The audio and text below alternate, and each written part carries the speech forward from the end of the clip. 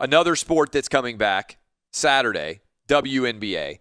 We had MLS trivia. I hate to brag or draw attention to myself, but I got 5 out of the 6 questions right, proving myself to be the greatest expert in MLS sports in the entirety of media. And so today, Danny G, you have put together a quiz for me on the WNBA. Yes, one of your favorite sports, so I'm sure you're also going to get 5 out of 6 correct here, right? All right, we have 6 questions? 6 questions for the WNBA. Let's go with number 1. All right, do we have music here for the go. There we go. The Jeopardy music in the background here as I demonstrate, much like happened with the MLS, that I am the greatest fan of the WNBA that has ever existed. I have to admit, that was a shocker how well you did with soccer. Now, what are the odds going to be here for your WNBA Well, knowledge? I need to hear the quality of the question. Is it multiple choice again? It is, ABC. Okay, so I should get 2 out of 6 just from, like random guessing, right? If you ever been a kid and you got those do they still have the Scantrons in school? I'm not sure. You remember the Scantron? Yeah, I think they do. Remember, you'd get the Scantron and you'd go through, and then you would answer your questions and everything else. Yeah, right. If you had no clue, you had that strategy. Do you tree it? Christmas tree it, where you're just making Christmas trees with your answers. Do you stick hell? I'm just going to go with the same letter every single time. Do you try to guess? All right, let's see how I do. So I should statistically get 2. Number 1. Which WNBA team won 4 championships in a row from 97 through 2000? A, Phoenix Mercury, B, Houston Comets, or C, New York Liberty? I feel pretty good about this. I think it was the Houston Comets. I think they were a dynasty. I think they had a bunch of big-name players. Houston is the answer. Yeah, gave you an easy one to start. That's not really that easy. I don't think most of my listeners knew that, but they did have a big 3, and I remember hearing about that back in the day. Cheryl Swoops, Cynthia Cooper, and Tina Thompson were Houston's big 3. I actually remember all of those players. And 2009 is when the Comets Cheryl folded. Swoops went to, is that Texas Tech? I believe so. Somebody confirmed that. Maybe the greatest women's basketball player of all time. Oh, she was a baller. She was up there. All right, so 1 for 1. All right, number 2. Lisa Leslie was the first player in the WNBA to accomplish which of these feats? Or which feat here? A, she scored 3,000 points. B, she won back-to-back regular season MVP trophies. Or C, she won Rookie of the Year and a league championship in the same season. See, I was gonna go with dunk. So I would have. Yeah, that was too easy. I was gonna give you that. Did she dunk? She did. She was the first player to dunk in a WNBA. Right. So I actually knew that. So give me my options here again, because I thought dunk was going to be, and I stopped listening. First to score 3,000 points. Yeah. First to win back-to-back regular season MVP trophies. Or C, the first to win Rookie of the Year and a league championship in the same season. I'm going to go with C.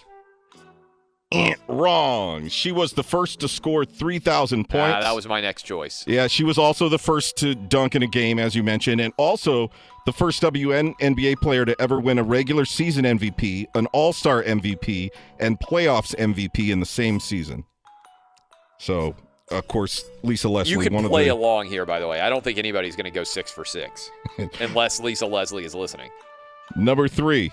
In 2019, who was the WNBA's highest-paid player? A, Candice Dupree, B, Jasmine Thomas, or C, DeWanna Bonner? I honestly have never heard of any of these I could people. give you their teams if you think that'll help you. No, the team is not going to help. I legitimately have never heard of any of these people. Did any of them get married and change their names? Not sure about that. All right, so tell me. Candice Dupree of the Indiana Fever. Candice Dupree, never heard of her. Jasmine Thomas of the Connecticut Sun. Never heard of Jasmine Thomas either. Or C, DeWanna Bonner of the Phoenix Mercury. DeWanna Bonner. These are, I am going to go with B. Jasmine Thomas, no. You have 1 out of 3 so far. C was the answer. DeWanna Bonner. Highest salary in 2019. She made $127,500. So wait, the average kid graduating from a decent law school makes more money than the highest paid WNBA player? Well, they have raised the average now, but yeah, I think. I think if you're graduating from a top law school now, you make more money as a 25-year-old attorney than the highest paid player in the entirety of the WNBA. That's pretty crazy. All right, who's up next? All right, number 4.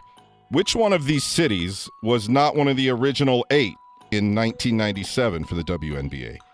A, Seattle, B, Charlotte, or C, Sacramento? Sacramento. Wrong. Why in the world would one of the original 8 teams be in Sacramento? The Monarchs were one of the OG. Seattle is the answer. The Storm were added in 2000. The original 8 were Charlotte, Cleveland, Houston, New York, L.A., Phoenix, Sacramento, and Utah. Because Kings were good back in the day. That's I said the other day on the show about the Kings player who got left the quarantine that I legitimately have not watched a full Kings game since they had Weber, Divac, and Mike Bibby. And I bet most people who are listening to me right now are like, yeah, you know what? I haven't watched a full Kings game since then either. They haven't been relevant in 20 years. You've only gotten 1 out of 4 so far, so you got to at least get one of these last 2 here. Number 5, which of the following players is from Australia? A, Nikisha Sales, B, Michelle Timms, or C, Teresa Weatherspoon? B. All right, good guess. Michelle Timms of Melbourne. She played for the Mercury from 97 to 2001 and was a great international player. She's considered to be one of Australia's greatest basketball players of all time. Yeah, big Australian women's basketball fan here.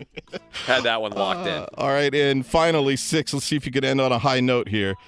Who was the first female basketball player to have a shoe named after her? A, Cheryl Swoops, B, Candice Parker, or C, Swin Cash?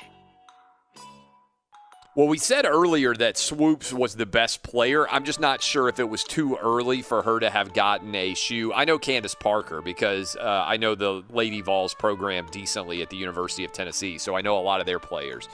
But I'm going to go with Cheryl Swoops because I think they would have tried to promote the WNBA as being equal to the NBA and try to bring out a women's shoe as early as possible. So I'm going Swoops. Wow, I like the way you walked through that answer there. In fact, and I said the first female basketball player because she wasn't in the WNBA yet. It was in 1995. Nike released the first ever women's signature shoe, the Air Swoops, and Air Swoops 2 was released just before the 96 Olympics. So do they, what is the Air Swoops worth? Is that a collector's item now? Because, you know, like old sneakers are incredibly valuable. Yeah, I'm not a sneakerhead when it comes to WNBA shoes. I'll have to look that up. I did see some pictures of it, and there were a handful. There were a couple other WNBA players. One in 1999, I saw that had a shoe out. So a couple followed in Swoop's footsteps, but pretty cool that Nike released a shoe. So what for did her. I finish? 3 out of 6. 3 out of 6. I see some of those solid shoes finish. for $80. What was that? $80. $80. You can still eBay? buy them now. That's probably cheaper than they cost originally. Yeah, other places are like $168. So the best value you can get on the Air Swoops is $80? Yeah. That's good. All right, so are you with Dub, would you have gotten more than 6? More than 3? Probably not. Well, I mean, you weren't playing along while you were sitting there watching the process play out here? Well, I was kind of busy in the last couple minutes looking up the Air Swoops. Might see if they got a size 13 for me. Yeah, there you go.